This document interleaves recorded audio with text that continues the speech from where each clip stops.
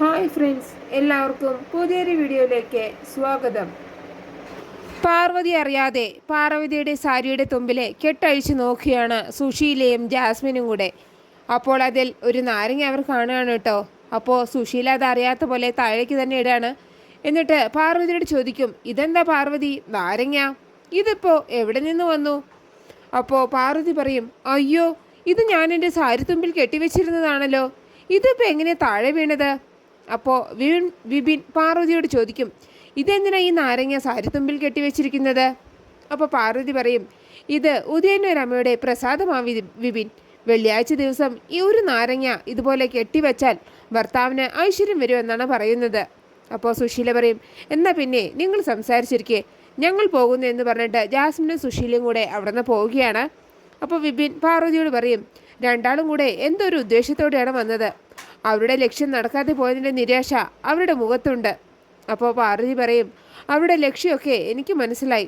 സുശീലാൻ്റി സാരി തുമ്പിൽ കെട്ടഴിക്കുന്നതൊക്കെ ഞാൻ അറിഞ്ഞു. അവർക്ക് എൻ്റെ സാരി തുമ്പിൽ എന്താണ് കെട്ടിവെച്ചിരിക്കുന്നതെന്ന് അറിയണമായിരുന്നു. അതറിഞ്ഞു അവർ പോയി. എന്നിട്ട് മനസ്സിൽ പറയും, അവർക്ക് വേണ്ടതേ ആ ചാവി കോർത്ത കൊലുസാണ്.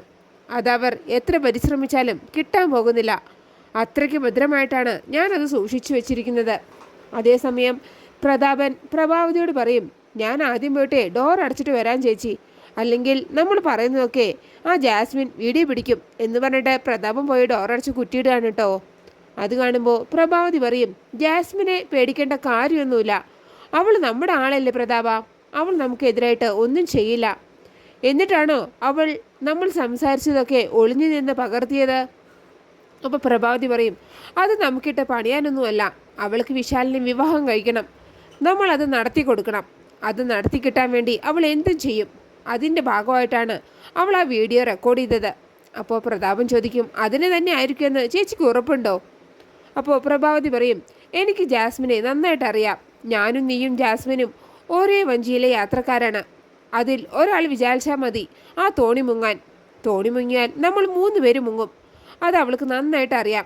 അതുകൊണ്ട് അതിരിവിട്ട ഒരു കളിയും അവൾക്ക് കളിക്കില്ല. മാത്രമല്ല ഈ പ്രഭാവതി ആരാണെന്ന് അവൾക്ക് നന്നായിട്ട് അറിയാം. അപ്പോൾ പ്രതാപം പറയും, ഓരോ ദിവസം കഴിയും തോറും ഓരോ പുതിയ പ്രശ്നങ്ങളാണ് നമുക്ക് നേരിടേണ്ടി വരുന്നത്. എനിക്ക് തോന്നുന്നത് ഈ സ്വത്തുക്കളൊക്കെ നേടാൻ നമ്മൾ ഇനി ഒരുപാട് നാൾ കാത്തിരിക്കേണ്ടി വരും എന്നാണ്. എനിക്കാണെങ്കിൽ ക്ഷമ നശിച്ചു പോയി ചേച്ചി. ആ തള്ളയെ കൊന്ന പോലെ അവനെയും കൊന്ന് സ്വത്ത് കൈക്കലാക്കിയാലോ? അപ്പോൾ പ്രഭാവതി പറയും, ഇത്രയും ക്ഷമിച്ചില്ലേ പ്രതാപ, ഇനി കുറച്ചുകൂടി ക്ഷമിച്ചേ മതിയാവൂ. ഇനിയുള്ള നമ്മുടെ നീക്കങ്ങൾ വളരെ സൂക്ഷിച്ചു വേണം, ഇല്ലെങ്കിൽ അഴി എണ്ണേണ്ടി വരും നീയും ഞാനും ഒക്കെ. ശേഖരനെ കണ്ടെത്തുകയാണ് അതിനെ ആദ്യം ചെയ്യേണ്ടത്. നമ്മുടെ ലക്ഷ്യം നമുക്ക് നേടണമെങ്കിൽ ആദ്യം അവനെ അവസാനിപ്പിക്കണം. നീ അതിനെ ഒരു വഴി കണ്ടുപിടിക്കേ.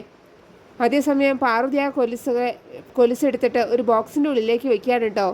എന്നിട്ട് ഉദയനരമ്മയുടെ ഫോട്ടോ നോക്കിയിട്ട് പറയും, ഇതിനെക്കുറിച്ച് ഗായത്രി അമ്മ എന്നോട് പറഞ്ഞിരുന്നു അമ്മേ. ഗായത്രി അമ്മ പറഞ്ഞതനുസരിച്ച് സമയം വരുമ്പോൾ ഞാൻ ഇത് ഉപയോഗിക്കും. ഇത് ഞാൻ അമ്മയെ ഏൽപ്പിക്കുകയാണ്. അമ്മ ഇത് കാത്തു സൂക്ഷിക്കണം എന്ന് പറഞ്ഞിട്ട് ഉദയനരമ്മയുടെ ഫോട്ടോയ്ക്ക് മുമ്പിൽ നിന്ന് പ്രാർത്ഥിച്ച് ആ ബോക്സ് ടേബിളിൻ്റെ അകത്തേക്ക് വെക്കുകയാണ് കേട്ടോ. അതേസമയം ഇന്ന് എന്തായാലും വിപിൻ സാറിനോട് അവളുടെ ഇഷ്ടം തുറന്നു പറയണമെന്ന് തീരുമാനിക്കുകയാണ് പല്ലവി. എന്നിട്ട് മനസ്സിൽ പറയും, ഞാൻ അതിന് എത്ര പ്രാവശ്യം ശ്രമിച്ചതാണ്.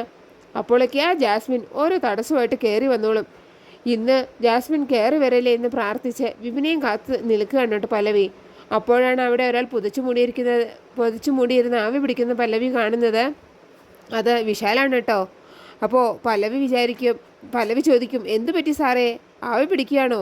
എന്നോട് പറഞ്ഞാൽ ഞാൻ തയ്യാറാക്കി തരുമായിരുന്നല്ലോ. അത് വിപിനാണെന്നാണ് പല്ലവി വിചാരിച്ചിരിക്കുന്നത് കേട്ടോ. എന്നിട്ട് പല്ലവി മനസ്സിൽ പറയും, പറയാൻ വന്ന കാര്യം എങ്ങനെ പറയും, എന്തായാലും പറയാം എന്ന് വിചാരിച്ചിട്ട് പല്ലവി പറയും, എനിക്ക് സാറിനോട് ഒരു കാര്യം പറയാനുണ്ട്. എങ്ങനെ പറയണമെന്ന് എനിക്ക് അറിയില്ല, എങ്കിലും ഞാൻ പറയാം. എനിക്ക് സാറിനോട് വലിയ ബഹുമാനമാണ്. സാറിൻ്റെ പെരുമാറ്റം, സ്വഭാവം അതൊക്കെ എനിക്ക് വലിയ ഇഷ്ടമാണ്. സാറിൻ്റെ സംസാരവും ഇഷ്ടമാണ്.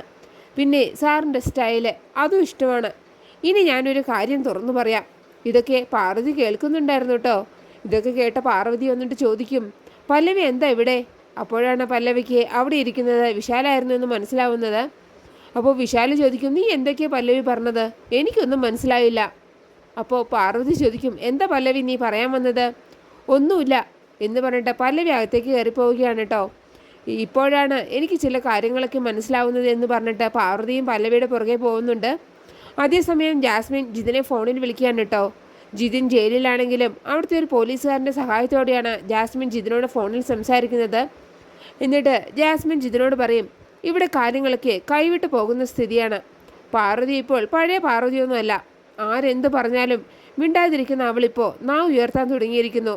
അവൾക്കിവിടെ പുതിയ അധികാരവും സ്ഥാനവും ഒക്കെ കിട്ടിയിരിക്കുന്നു. ഇത് കേൾക്കുമ്പോൾ ജിതിൻ ചോദിക്കും, അധികാരോ? എന്തധികാരം? അപ്പോൾ ജാസ്മിൻ പറയും, അവളിപ്പോൾ ഗായത്രി ഗ്രൂപ്പ് ഓഫ് കമ്പനീസിൻ്റെ ചെയർപേഴ്സണാണ്.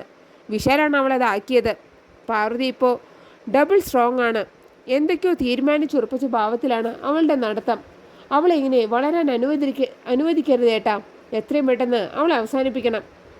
അപ്പോൾ ജിതിൻ പറയും, ഈ സംസാരമൊക്കെ ഇവിടെ വെച്ച് നടത്തുന്നത് റിസ്ക് ആണ് മോളെ. ഇതൊന്നും ഇവിടെ വെച്ച് പറയാൻ പറ്റില്ല. എന്തായാലും അവളെ നമ്മൾ വെറുതെ വിടില്ല. എന്നെ അകത്താക്കിയ അവളെ എന്ത് റിസ്ക് എടുത്തും ഞാൻ ഫിനിഷ് ചെയ്തിരിക്കും. ബാക്കിയൊക്കെ നമുക്ക് നേരിട്ട് പ്ലാൻ ചെയ്യാം.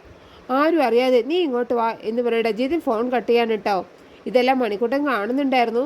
ഇത് കാണുന്ന മണിക്കൂട്ടൻ വിചാരിക്കും, ഇവൾ ആരോടാണ് ഇത്ര രഹസ്യമായിട്ട് സംസാരിക്കുന്നത്. പിന്നെ പിറ്റേ ദിവസം രാവിലെ ജാസ്മിൻ ജിതിനെ കാണാൻ സെൻട്രൽ ജയിലിലേക്ക് പോവുകയാണ് കേട്ടോ. അതേസമയം തന്നെ വിശാൽ ഏതോ ഫയലൊക്കെ തിരഞ്ഞുകൊണ്ടിരിക്കുകയാണ്. അപ്പോഴാണ് ഒരു ഫയലിൻ്റെ അകത്ത് നിന്ന് ഒരു കൊലുസിൻ്റെ ഫോട്ടോ വിശാലിന് കിട്ടുന്നത് കേട്ടോ. ആ കൊലുസ് കാണുമ്പോൾ വിശാൽ മനസ്സിൽ പറയും, ഇത് അച്ഛൻ അമ്മയ്ക്ക് സമ്മാനിച്ച കൊലുസാണല്ലോ. അപ്പോഴാണ് നാഗരാജാവ് പാർവതിക്ക് കൊടുത്തതും ഇതേ കൊലുസാണെന്ന് വിശാൽ ഓർക്കുന്നത്.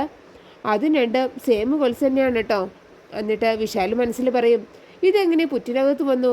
എന്നിട്ട് മൊബൈലിൽ ആ കൊലുസിൻ്റെ ഒരു ഫോട്ടോ എടുത്ത് വെക്കുകയാണ്. എന്നിട്ട് ഗായത്രി അമ്മയുടെ ഫോട്ടോ നോക്കിയിട്ട് ചോദിക്കും, എന്താ അമ്മ ഇതിൻ്റെയൊക്കെ അർത്ഥം? ഈ കൊലുസാണല്ലോ ആ പാമ്പ് പാർവതിക്ക് കൊടുത്തത്. ഈ രണ്ട് കൊലുസും ഒന്ന് തന്നെയാണ്. ഈ കൊലുസ് പാർവതിയുടെ കയ്യിൽ കിട്ടണമെന്ന് അമ്മ ആഗ്രഹിച്ചിരുന്നു. ഇതിൻ്റെ പിന്നിലെ രഹസ്യം ഞാൻ ഉറപ്പായിട്ടും കണ്ടുപിടിക്കും. അതിനു വേണ്ടിയല്ലേ അമ്മ ഈ കൊലുസ് പാർവതിയെ ഏൽപ്പിച്ചത്. അമ്മയുടെ ആഗ്രഹം ഈ മകൻ സാധിച്ചു തരും, സത്യം. അതേസമയം പ്രതാപനും പ്രഭാവതിയും കൂടെ പാർവതിയുടെ അടുത്തേക്ക് വരികയാണ് കേട്ടോ. എന്നിട്ട് പ്രഭാവതി പാർവതിയോട് ചോദിക്കും, നീ മനഃപൂർവ്വം ഈ വീട്ടിൽ കുത്തിത്തിരിപ്പ് ഉണ്ടാക്കാൻ ഇറങ്ങി തിരിച്ചിരിക്കുകയാണോ? അമ്മ അവിടെ ഉണ്ടായിരുന്നത് കൊണ്ടാണ് ഹാളിൽ വെച്ച് ഞാൻ നിന്നോടൊന്നും പറയാതിരുന്നത്. പക്ഷേ എനിക്ക് എന്നെ തന്നെ ഇപ്പോൾ നിയന്ത്രിക്കാൻ കഴിയുന്നില്ല. അതുകൊണ്ടാണ് ഞാനിപ്പോൾ നിന്നെ കാണാൻ വന്നത്. അപ്പോൾ പ്രതാപൻ പാർവതിയോട് ചോദിക്കും, നീ എന്തിനാണടി ഞങ്ങളെക്കുറിച്ച് ഇല്ലാത്തൊക്കെ വിശാലിന് പറഞ്ഞു കൊടുത്തത്? നിന്റെ നുണ കാരണമല്ലേ അവൻ ഞങ്ങളെ വിസ്തരിക്കാൻ വന്നത്? എന്തിൻ്റെ അടിസ്ഥാനത്തിലായിരുന്നു ഞങ്ങളിവിടെ ഗൂഢാലോചന നടത്തിയെന്ന് നീ പറഞ്ഞത്? അപ്പോൾ പാർവതി പറയും, ഞാനത് പറയാം.